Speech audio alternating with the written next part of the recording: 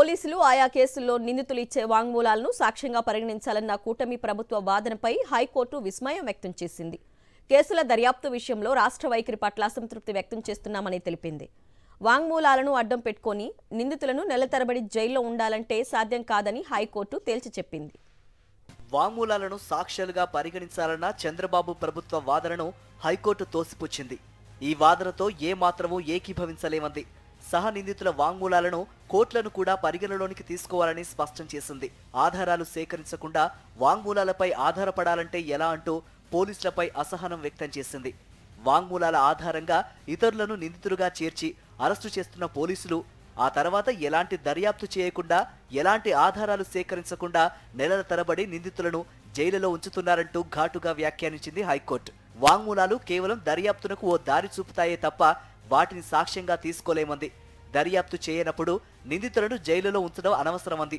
వాళ్లను ఊరికే జైలులో ఉంచి ప్రజల డబ్బును ఎందుకు వృధా చేస్తున్నారని ప్రశ్నించింది. పేపర్ ఖాళీగా ఉందని వాంగ్మూలాల పేరుతో ఏది పడితే అది రాస్తామంటే ఎలా అంటూ నిలదీసింది. వాంగ్మూలాలను చూస్తూ ఉంటే నిందితులంతా రాష్ట్రానికి విశ్వాసపాత్రులుగా కనిపిస్తున్నారని వ్యంగ్యంగా వ్యాఖ్యానించింది హైకోర్టు. దర్యాప్తులో ఎలాంటి పురోగతి లేనప్పుడు ఏ కారణంతో బెయిల్ ఇవ్వొద్దని కోర్టులను కోరతారని పోలీసులను హైకోర్టు నిలదీసింది. చాలా కేసుల్లో రాష్ట్రం తీరు ఎంత మాత్రమూ సరిగ్గా లేదని హైకోర్టు స్పష్టం చేసింది. బెయిల్ పిటిషన్ల విషయంలో రాష్ట్రం చాలా రొటీన్గా వ్యవహరిస్తోందని, దీంతో హైకోర్టులో పుంఖాలుగా బెయిల్ పిటిషన్లు దాఖలవుతున్నాయని తెలిపింది. వీటి సంఖ్య రోజురోజుకు పెరిగిపోతోందని ఆందోళన వ్యక్తం చేసింది. ఎన్నో వందల కిలోమీటర్ల నుంచి న్యాయం కోసం ఎంతో మంది హైకోర్టును ఆశ్రయిస్తున్నారని చెప్పింది. వీళ్లంతా నవ్వులాటకు ఈ బెయిల్ పిటిషన్లు దాఖలు చేస్తున్నారని అనుకుంటున్నారా అంటూ తీవ్ర స్వరంతో పోలీసులను ప్రశ్నించింది హైకోర్టు.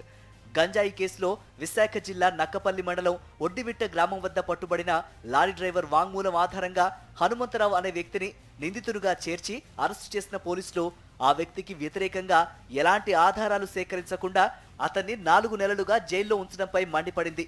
అతనికి బెయిల్ ఇవ్వొద్దని కోరడంపై హైకోర్టు అసహనం వ్యక్తం చేసింది. హనుమంతరావుకు షరతులతో కూడిన బెయిల్ మంజూరు చేసింది. హనుమంతరావు నుంచి ఎలాంటి గంజాయిని స్వాధీనం చేసుకోలేదని తెలిపింది. అతనికి వ్యతిరేకంగా పోలీసులు ఒక్క కాగితం ముక్కను కూడా ఆధారంగా చూపలేకపోయారని స్పష్టం చేసింది. ఈ మేరకు న్యాయమూర్తి డాక్టర్ జస్టిస్ వక్కలగడ్డ రాధాకృష్ణ కృపాసాగర్ ఉత్తర్వులు జారీ చేశారు. ఈ సందర్భంగా న్యాయమూర్తి జస్టిస్ కృపాసాగర్ రాష్ట్రం తీరును తీవ్రంగా విమర్శించారు. ఏపీ వాదనపై అసంతృప్తి వ్యక్తం చేస్తూ దానిని తన ఉత్తర్వుల్లో రికార్డ్ చేశారు.